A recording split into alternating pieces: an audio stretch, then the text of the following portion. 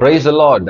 ஆண்டவரும் இரட்சகருமாயிருக்கிற இயேசு கிறிஸ்துவின் நாமத்தில் உங்களுக்கு நண்பன் வாழ்த்துக்கள். பிரியமானவர்களே, இந்த புதிய மாதத்துல உங்களை சந்திப்பதில் நான் மிகுந்த மகிழ்ச்சி அடைகிறேன். கர்த்தர் ஒவ்வொரு மாதமும் ஒவ்வொரு நாளும் நம்மை அற்புதமாய் அதிசயமாய் அவர் வழிநடத்தி வருகிற தேவனாயிருக்கிறார். ஆம் தேவனுடைய பிள்ளைகளே, இந்த புதிய மாதத்துக்கும் கர்த்தர் எனக்கு ஒரு வார்த்தை கொடுத்தார். அந்த வார்த்தையை நான் உங்களுக்காய் சொல்லி நான் ஜெபிக்க ஆசைப்படுகிறேன். வாசிக்கலாம். ஏசாயா 38வது அதிகாரம் 5வது வசனம்.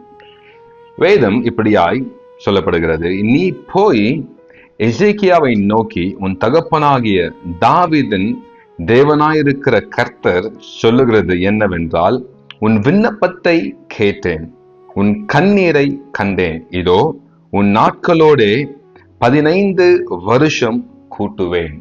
ஹல்லேலூயா. கர்த்தர் சொல்லுகிற ஒரு வார்த்தை, உன் விண்ணப்பத்தை கேட்டேன், உன் கண்ணீரை நான் கண்டேன் என்று. ஆம் தேவனுடைய பிள்ளைகளே, இன்றைக்கு அநேகருடைய வாழ்க்கையில ஒரு பெரிய கவலை என்ன தெரியுமா? என் ஜெபத்தை கர்த்தர் கேட்பாரா? அநேகருக்கு அது ஒரு கவலை. என் நான் இவ்வளவு நாட்களாய் நான் ஜெபித்துக் கொண்டிருக்கிறேனே, கர்த்தர் என் ஜெபத்தை கேட்டுக் கொண்டிருக்கிறாரா? நான் இவ்வளவு நாளா நான் கண்ணீரோடு கூட ஜெபித்துக் கொண்டிருக்கிறேனே, என் கண்ணீருக்கு ஒரு பதிலை கிடைக்காதா என்று இன்னைக்கு அநேக பேருக்கு ஒரு கவலை.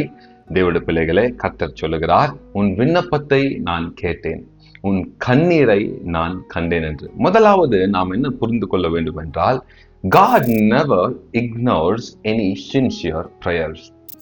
நாம் உண்மையாய் நாம் ஜெபம் செய்யும் பொழுது, உண்மையோடு கூட சுத்தமான இருதயத்தோடு கூட நாம் ஜெபம் செய்யும் பொழுது, கர்த்தர் நம்முடைய ஜெபத்தை அசட்டை பண்ணுவது இல்லை.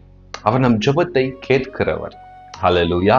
இன்னைக்கு உங்க ஜெபத்தை கர்த்தர் கேட்டுக்கொண்டிருக்கிறார். நீங்க ஜெபிக்கின்ற ஒவ்வொரு காரியமும் அவருடைய சமூகத்திலே இருக்கிறது.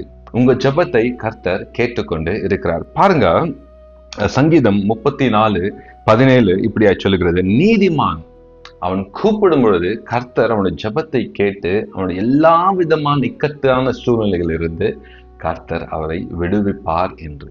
அந்த பிள்ளைகளே, இன்றைக்கு உங்களுக்கு ஒரு நிச்சயம் இருக்கிறது, கர்த்தரின் ஜெபத்தை கேட்பார், கர்த்தரின் ஜெபத்தை கேட்டு எனக்கு பதிலை தருவார் என்று. அதுதான் எரேமியா 33:3 சொல்லப்படுகிறது. Call to me and I will answer. என்னை நோக்கி கூப்பிடு, அப்பொழுது நான் உனக்கு மறு உத்தரவை கொடுப்பேன் என்று. இன்னைக்கு அநேக பேர் ஜெபிப்பதில்லை, உண்மையாய் ஜெபிப்பதில்லை. ஏதோ கடமைக்காக ஜெபிப்பது, ஏதோ ஜெபிக்க வேண்டும் என்று ஜெபிப்பது.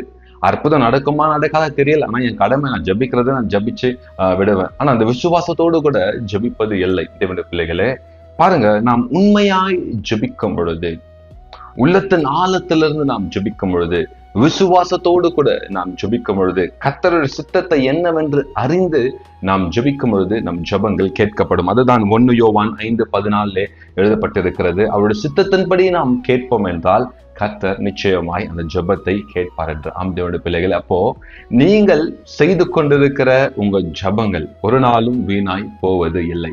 நீங்க எதற்காக ஜெபித்துக் கொண்டிருக்கீங்களோ அந்த காரியம் கர்த்தருடைய சமூகத்தை எட்டியிருக்கிறது. நிச்சயமாய் ஒரு பதில் வரும். அடுத்த காரியம் பாருங்க, God sees every tears. எல்லா கண்ணீரையும் கர்த்தர் காண்கிறவராய் அவர் இருக்கிறார்.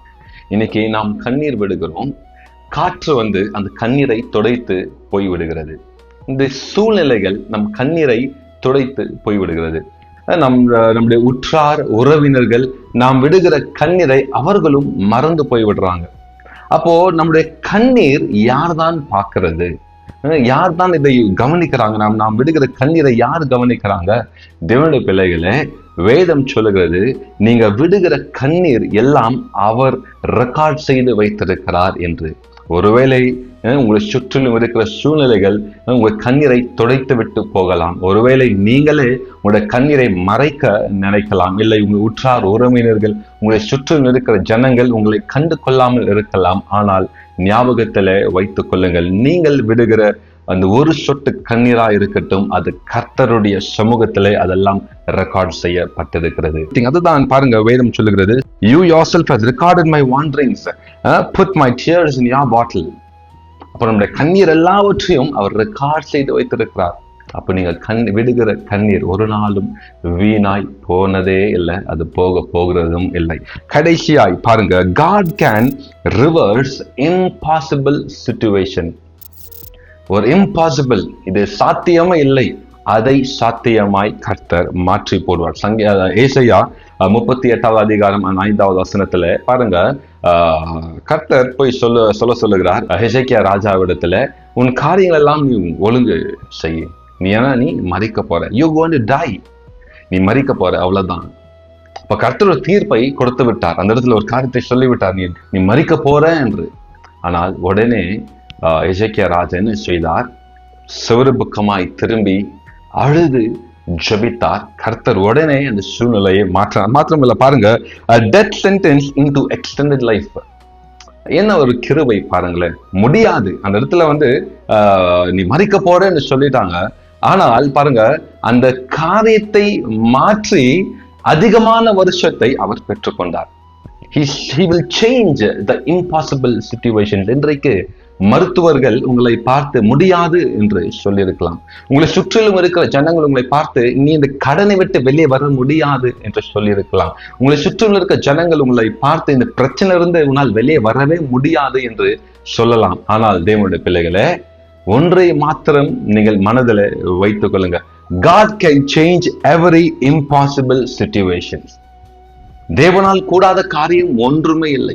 அது எவ்வளவு கடினமான காரியமாய் இருக்கட்டும், எவ்வளவு கஷ்டமான காரியமா இருக்கட்டும், அவரால் கூடாத காரியம் ஒன்றுமே இல்லை. அதுதான் பாருங்க, வேதத்தில் நாம் பார்க்கிறோம், மரித்து போவேன் என்று சொன்னார். ஆனால் பாருங்க, 15 வருடங்களை கர்த்தர் கூட்டி கொடுத்தார். ஆம் தேவனுடைய பிள்ளைகளே, இந்த மாதத்துல நீங்க ஒன்னே ஞாபகத்துல வைத்துக் கொள்ளுங்க. கர்த்தர் உங்க விண்ணப்பத்தை கேட்டிருக்கிறார், உங்க கண்ணீரை அவர் கண்டிருக்கிறார். ஆம் தேவனுடைய பிள்ளைகளே, நீங்கள் செய்கின்ற ஜபங்கள் எல்லாம் கேட்கப்படுகிறது.